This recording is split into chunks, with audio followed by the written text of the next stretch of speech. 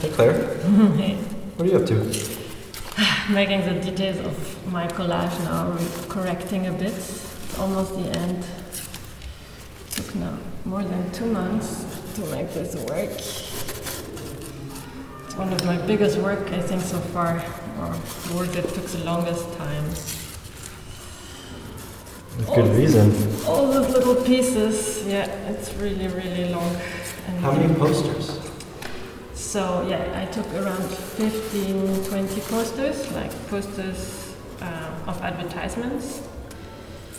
And I rearranged them, or I ripped them off and made little pieces of colors, which I rearranged in this appropriation of a painting from Leon Comerre, which is called the Déluge, the flood. Yeah, and basically it's, I think, a modern adaptation of it. We are at the edge of a climate crisis, also a kind of flood could come. And I thought with this advertisement, is kind of, the symbol for this society we're in of consumption and extreme need of more and more, and unsatisfied desires that we need always to produce and consume. Because flood is a very interesting figure. I think it's appeared in a lot of stories, in a lot of mythologies, in monotheist religions, as a kind of punishment of the god. And now it's a bit like, for me, flood is coming, but not as punishment of God, but as punishment, self-inflicted punishment by humans, which with their system punish themselves, like a kind of boomerang effect, or something that comes back from their misbehavior.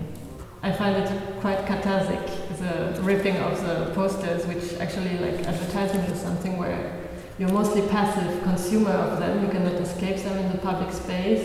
They are invading your vision and invading your views.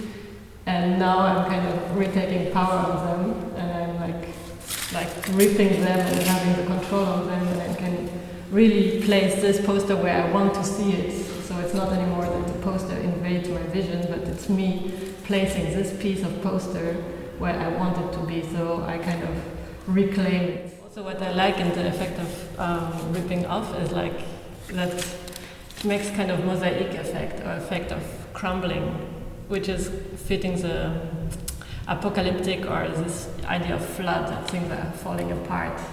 And also it's a bit kind of random. There's kind of randomness because I don't know which color I have, so I need to adapt.